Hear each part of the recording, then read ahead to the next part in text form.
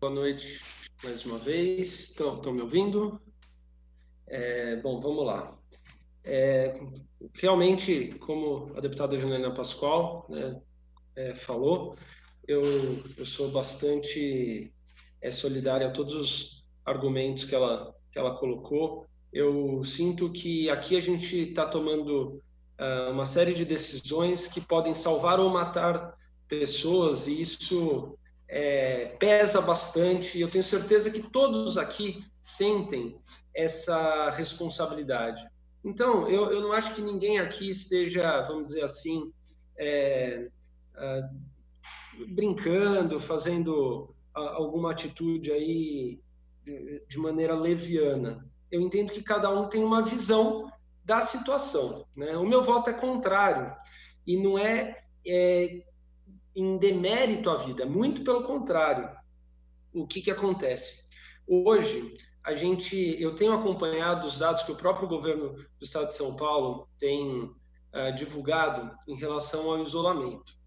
E eu vejo nitidamente, claro, que tem uma leve tendência à redução desse isolamento, ou seja, as pessoas estão um pouco cansadas, né, de ficar em casa.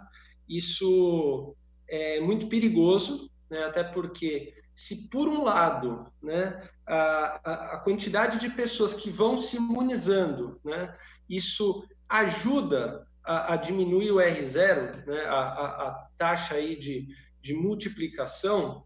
Por outro lado, parece que essa queda ela tem sido mais acentuada do que a imunização que tem acontecido naturalmente conforme as pessoas vão se contaminando, né? Considerando aí os dados, por exemplo, de uma grande pesquisa que foi feita na Espanha, com mais de 60 mil pessoas, eles chegaram à conclusão lá, por exemplo, de que a taxa de morte foi na faixa de 1,1% da população, o que é bastante, sim, né? É lógico que a gente sabe que quando a gente vê dados de 10%, etc., né, esses dados eles estão muito ligados à subnotificação, né? Os casos que são mais leves ou até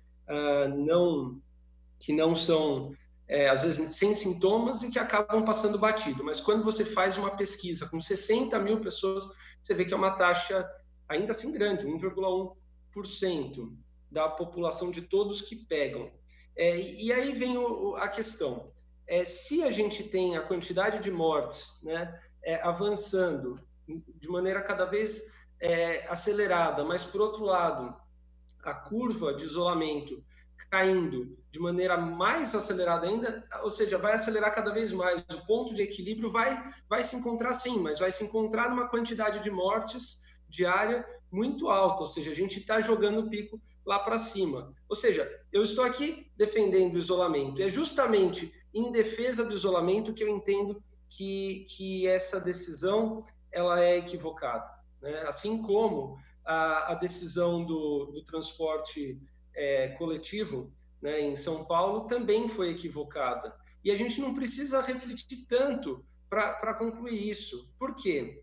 Em primeiro lugar, né, imagina, eu comparo muito a questão do coronavírus com um incêndio, né? Então, o incêndio ele vai criando aquele raio, né, vai queimando em raio, né? E as pessoas, elas convivem, elas têm uma rotina. Então, todo mundo convive lá com o vizinho, com o colega, etc. E um passa para o outro, que passa para o outro, passa para o outro.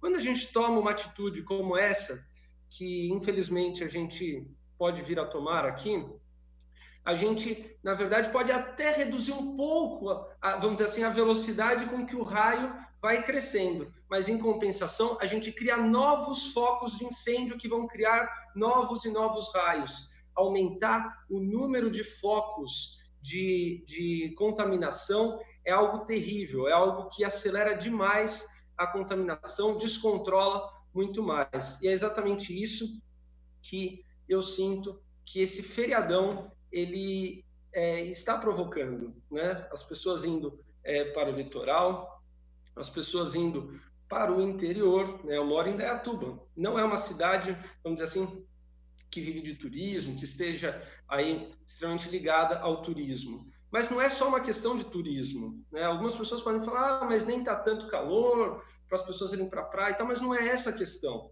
A questão é que a pessoa que tem um apartamento na praia, para sair ali da rotina, até da quarentena e tudo mais, ela vai para o apartamento dela, né? Ou de um amigo, ou de um parente, né? Ela aproveita essas datas maiores para visitar um parente no interior. Ela vai aproveitar esse período maior para ver quem ela não vê todos os dias. E é justamente isso que a gente tem que evitar.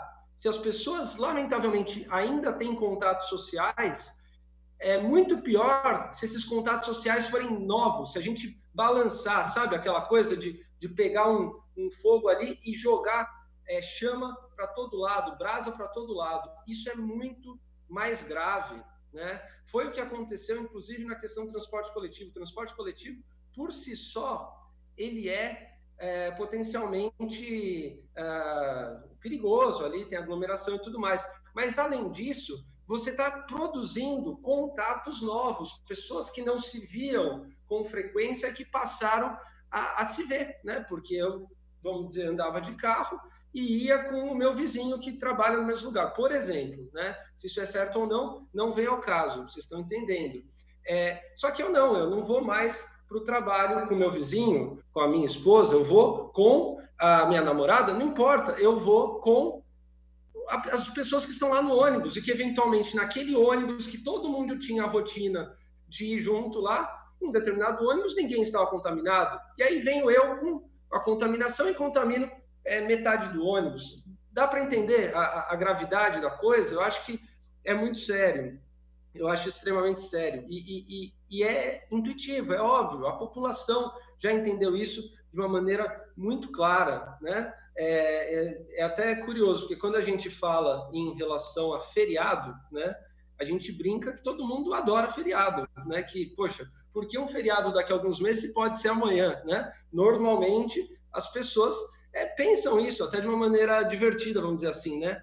Só que não é isso, as pessoas estão com medo, né? E eu também, a exemplo da Janaína Pascoal, da deputada Janaína Pascoal, eu também fiz uma consulta nas redes sociais. Não foi uma consulta numérica, até vi um site aqui em Indaiatuba chamado Comando Notícia, que fez uma pesquisa numérica, uma enquete numérica, onde a imensa maioria das pessoas, para ser preciso, 73%, 77% são contra que se dê esse feriado na segunda-feira, ou seja, 77% não querem um feriado, ou seja, é algo muito contundente.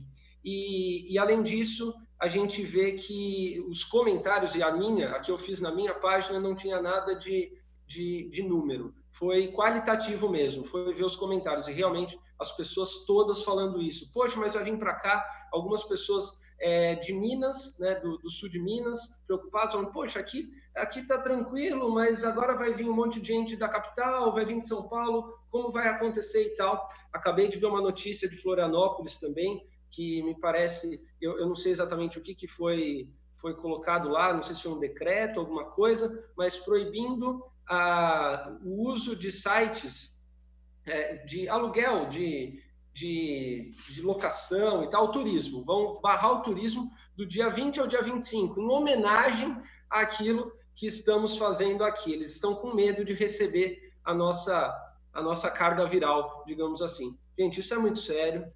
Eu realmente acredito nas boas intenções de quem idealizou isso, mas eu não concordo. E assim como a gente vê que muito rapidamente foi possível verificar a falha que aconteceu em relação ao transporte, da mesma forma a gente pode já ver, perguntando ali para o nosso amigo professor Kenny, né, o que está acontecendo lá, mesmo aqui, as pessoas chegando da capital, né, da cidade de São Paulo. Então, ou seja... Deputado, as conclusões, por favor.